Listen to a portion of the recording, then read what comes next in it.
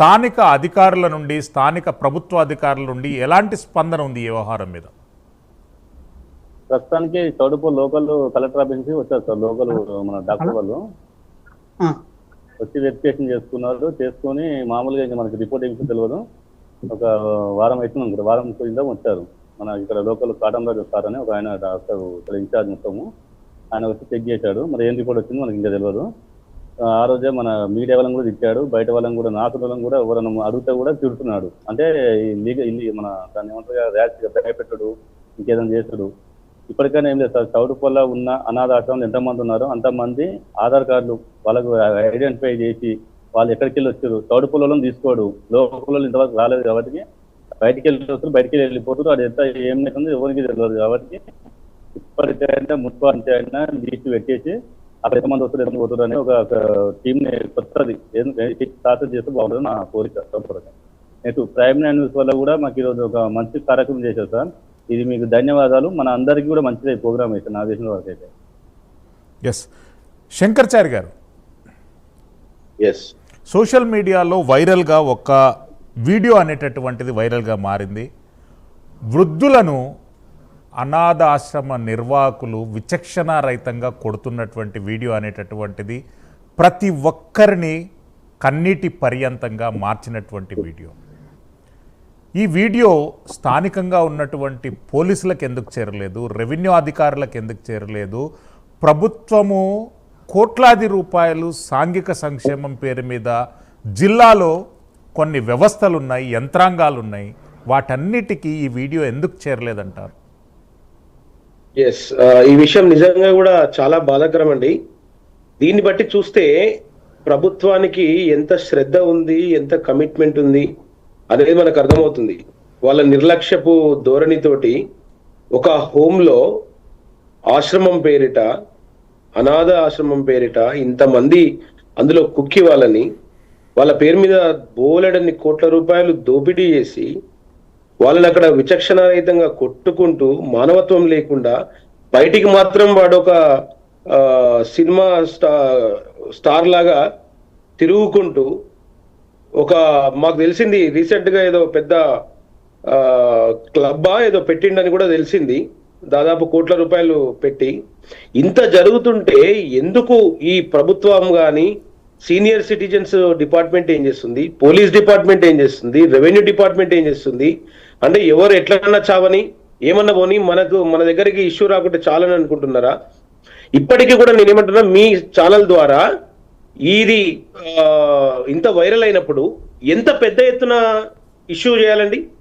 RDO గారు రావాలి, ఇక్కడ ఏసీపీ గారు రావాలి, అక్కడ జాయింట్ కలెక్టర్ రూరల్ ఇన్స్టిట్యూషన్స్ రావాలి, డిస్ట్రిక్ట్ వెల్ఫేర్ ఆఫీసర్ రావాలి. వీళ్ళందరూ వచ్చిరా? మొక్కుబడిగా లోకల్లో ఉన్న డాక్టర్ కాటంరాజును పంపిస్తే కాటంరాజు ఏం చేశాడు? కాటంరాజుకి ఏం పవర్స్ తెలుసు? కాటంరాజు గారికి ఏం చట్టాల గురించి అవగాహన ఉంది చెప్పండి? వీటిపైన మాలాంటి సామాజిక కార్యకర్తలు ఉన్నారు, ఇటు కొంత ప్రతినిధులను వీళ్ళందరినీ తీసుకెళ్లి కూర్చోబెట్టి అసలు ఏం జరిగింది? ఇందాక భిక్షన్ గారు అన్నట్టు, రెడ్డి గారు అన్నట్టు వాళ్ళ దగ్గర అసలు ఏం ఆధార్ కార్డులు ఉన్నాయి, వాళ్ళు ఎక్కడి నుంచి వచ్చిర్రు, ఎక్కడికి పంపించిర్రు, చనిపోయిన వాళ్ళ లెక్కలేంది, బ్రతికున్న వాళ్ళ లెక్కలేంది, ఇవన్నీ కూడా చెప్పాలి కదా. వీటిపైన కేవలం లోకల్ కాటంరాజును పంపిస్తే కాటంరాజు ఏం చేస్తారు? కలెక్టర్ కి ఏం కమిట్మెంట్ ఉంది? ఈ ప్రభుత్వానికి ఏం కమిట్మెంట్ ఉంది? ఆర్టీఓ లెవెల్లో జరగాలి ఇది. సో దీన్ని మేము తీవ్రంగా ఖండిస్తున్నాం. భిక్షన్ గారు, ఈ ఒక దురాగతాన్ని భారతీయ జనతా పార్టీ ఎట్లా అడ్రస్ చేయబోతుంది? ఎలాంటి మీ ప్లాన్ ఆఫ్ యాక్షన్ ఉండబోతుంది ఈ అంశం పైన? సార్ మీ సిస్టమ్ మ్యూట్లో ఉన్నది, అన్మ్యూట్ చేయండి భిక్షన్ గారు ప్లీజ్. అన్మ్యూట్లో ఉందండి. ఎస్ మాట్లాడండి ప్లీజ్. ఎస్, మొదటగా మేము వీళ్ళకు ఈ కన్స్ట్రక్షన్కు ఎన్ఓసి ఎవరు ఇచ్చారండి?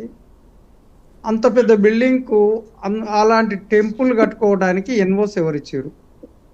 తర్వాత ఈ పోలీసు వాళ్ళు, ఈ టీచర్లు కొడితేనే, దొంగలను పోలీసు వాళ్ళు కొడితే, విద్యార్థులకు చదువు రావడానికి టీచర్లు కొడితేనే వెంటనే సస్పెండ్ చేస్తారు.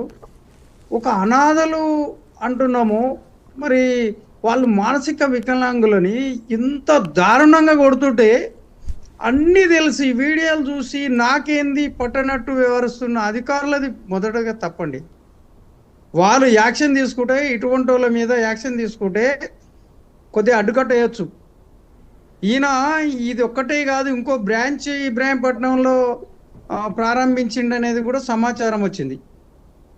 మరి ఇట్లాంటి వారు తను తప్పించుకోవటానికి ఒక హిందూవాదాన్ని, ఒక దేవాలయాన్ని, ఒక టెంపుల్ నిర్మించి ఇట్లా తప్పించుకోవటానికి దొంగ స్వామిగా వ్యవహరిస్తే కానీ కొద్దిగా హిందువులను అవమానపరిచినట్టే, మరి దేవుళ్ళను కూడా కించపరిచినట్టే.